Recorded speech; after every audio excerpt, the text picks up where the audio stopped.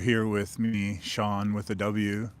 And today we're out in a park, and I've actually brought my art with me. I wanted to actually visualize and see and essentially share the art that I created personally out of the computer world and in my own reality. And yeah, I've had it in my home since I created it, and I've only ever seen it in artificial light. Although I use not halogen, but I use the normal traditional lights, not the LED lights, and I'm have yet to see it in actual, true, organic, or as close to organic light as we could get it. And so, yeah, I set up this particular frame with all this beautiful wildlife, and I see there's a little bit of wind kicking up now, giving it a nice movement against these very old trees, at least old by my age. Anyways, thank you again for joining and sharing your attention with me. Normally, I get these ideas often of things that I want to talk about, and then my mind goes through playing them out, and then often I'll dismiss it or find reasons why perhaps those are the shadow selves or what's left over of the narcissistic energy that once controlled many of us, and more importantly, me.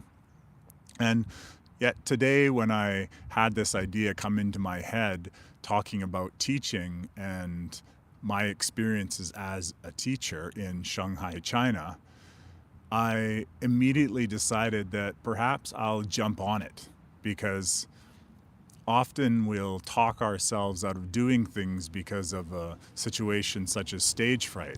And stage fright is definitely something I had when I was younger.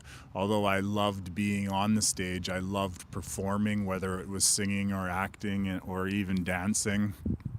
There was always a large amount of stage fright that I could always feel hold me back, and yet I just simply did. But that stage fright, although I was able to overcome it, it always held me back from, being center stage, you could say. And yet, in all of my jobs, you could say, from selling to actually teaching, I've always put myself on the center of a stage.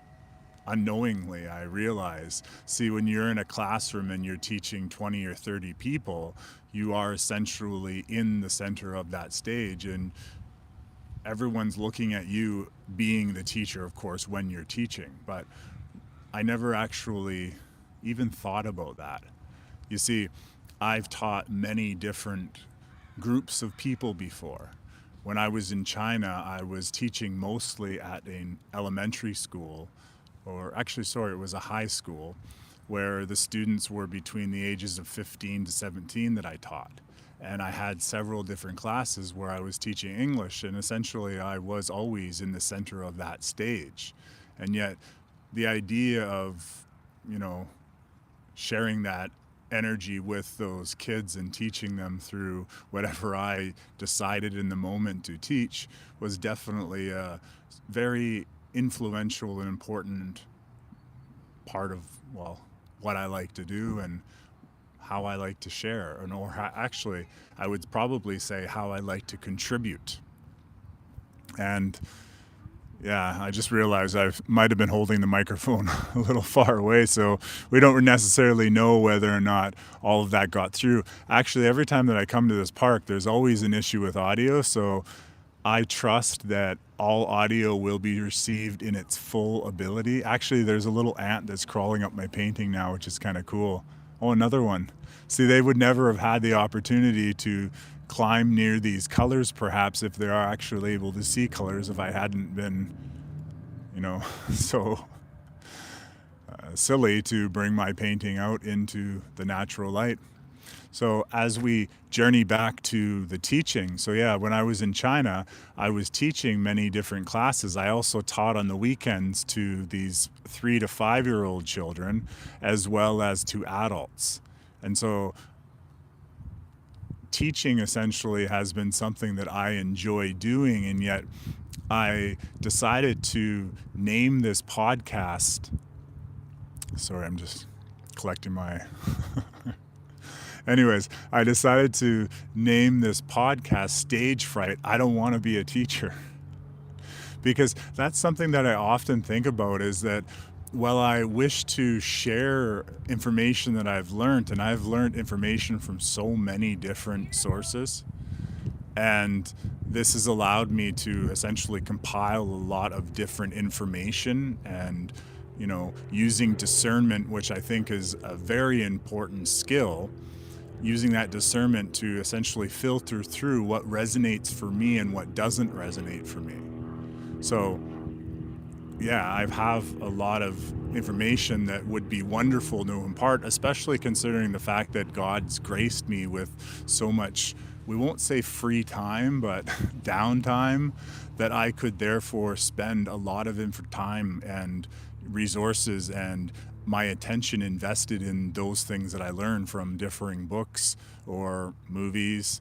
I often watch movies and I can always find some sort of message, or whether it's message for predictive programming that they're trying to indoctrinate us with, or if it's actually messages that I would find are source driven, such as there's a movie that came out, I guess last year, called Transformers 1. And this movie is a wonderful example of our condition that we're in right now as Homo sapiens. And what I mean by that is that throughout the movie, of course, there's a lot of, fighting back and forth. But by the end of the movie, Optimus Prime and Megatron, maybe not Megatron, but anyways, the bad guy, they're best friends. And prior to the normal Transformers movies, and through the process of their rivalry and friendship and experiences, they come to realize that the spark, the divine spark, was always within all Transformers, and that's what gave Transformers their ability to transform, meaning their ability to, you could say, transform their reality, because that is their ability to change into that which they choose to change into.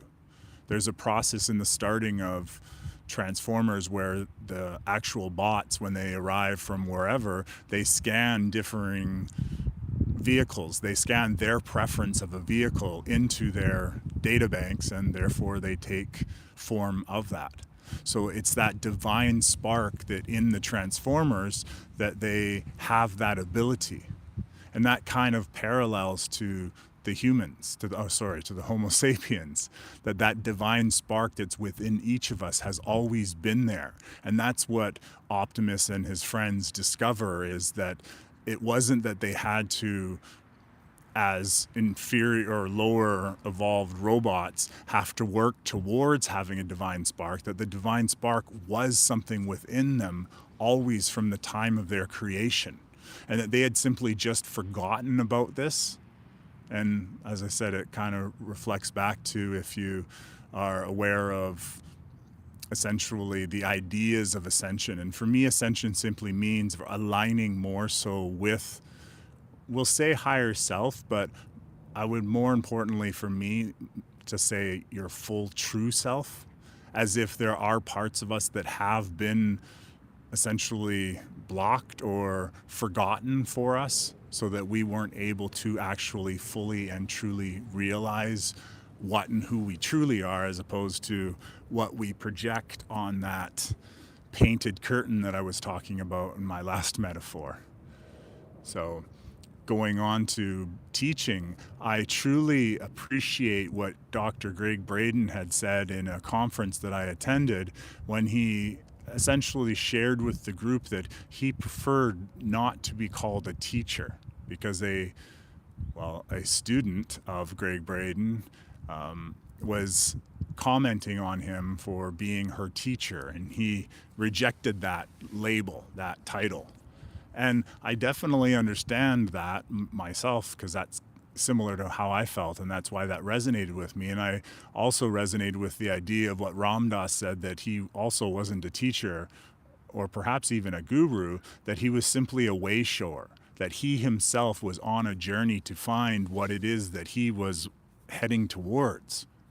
And that's kind of like a great reflection of life, that we're always moving forward, that we're never being stuck in full routine. So even me bringing my painting out here where it could get dirty, well, actually it is dirty now because it's sitting in the dirt, but that I just allow things to move forward and change. And therefore, I guess in a sense, teaching is something that, it does favor or fulfill me, sharing and imparting information, but more importantly, sharing. And that's in a sense what teaching could also be perceived as, that we share our energies. So one person shares knowledge. Actually, I was listening on my own audio about exploratoriums, and there was one part in there that I thought was extremely fascinating, was that in one class per se in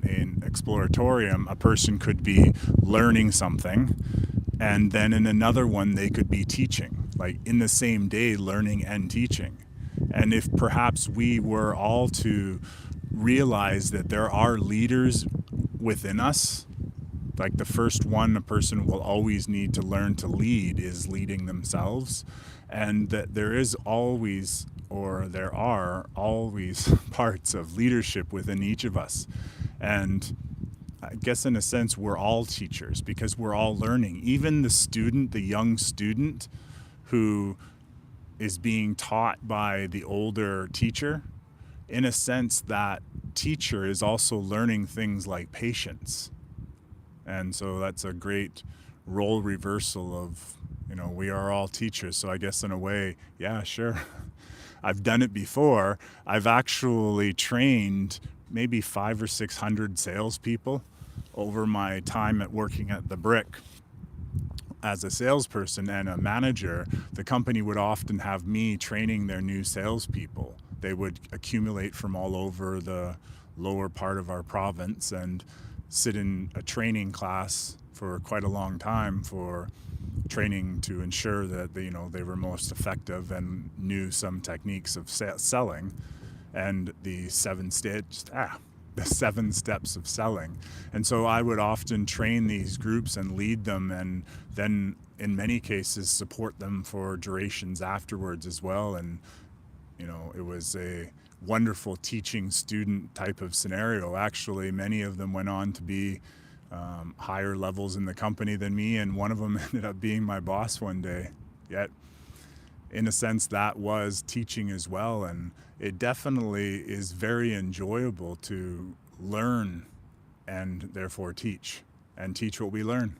That's one of the most effective tools that I had learned, is sometimes the best way to learn is to teach it. But I would definitely shy away from making sure doing it until you've actually experienced it. Sometimes there's a difference between teaching something that we've experienced and then teaching something that a book told you to do. So nonetheless, I look at how many, watching from Madagascar. Hello, Madagascar. Well, the subject of the painting, I don't know. I liked the colors. I just was having fun and creating, and I created a series of these with differing colors and such. What are you talking about? Just answer the question. No. Anyways, so you are aware, when I'm recording, I'm usually in thought, and so therefore I'm not necessarily staring or looking directly at the camera, so I don't see the messages. And so I apologize if, you were trying to communicate and I was unable to properly hear. So back to conclude with what I was talking about, the teaching portion. Teaching is something that we all do, and it's definitely something that I enjoy doing, and yet I always want to, I guess in a sense, reassure myself that the things that I share and impart are simply my experience and things that I've picked up. And I understand that if you have been guided here, there's definitely a reason for that connection, as I believe everything within life, that there is a reason, and things play out in divine timing. So perhaps some or all of what I say may or may not resonate, yet there may be just small fragments. And perhaps sometimes the only connection that's possible is that brief 10 seconds. And I've had in the last 28 days, I've had more than 26,000 views in my channel. And yet, and while that may be like amazing, it actually is, well, YouTube doesn't think so. Because a lot of those views only last for 10 seconds or 9 seconds, and then the video might be considerably longer than that. But there's a lot of oftentimes that connection is made only for a fraction of a moment. And yet only for a fraction of a moment is yet still a success. It's in a sense still a win, meaning it's an amazing positive thing because it's more than zero. And so, yeah, I don't know where I was going with that. I'm just, yeah, in thought. And so thank you so much for sharing with me. And however you consider what I am putting up, my content or such, I definitely know with 100% certainty that I am, as we all are, creators and artists. And the artistry first begins in how we create our own life, remembering that we are co-creators of our life. And so with every moment forward, just stay within the conscious moment of the do no thing presence, and let's co-create a much more glamorous and beautiful life where everyone has the ability just to loiter when they feel called to just be. Thank you so much, and I hope you enjoyed something or everything, or a little bit anyways, what I had to say, and I look forward to sharing so much with you very soon.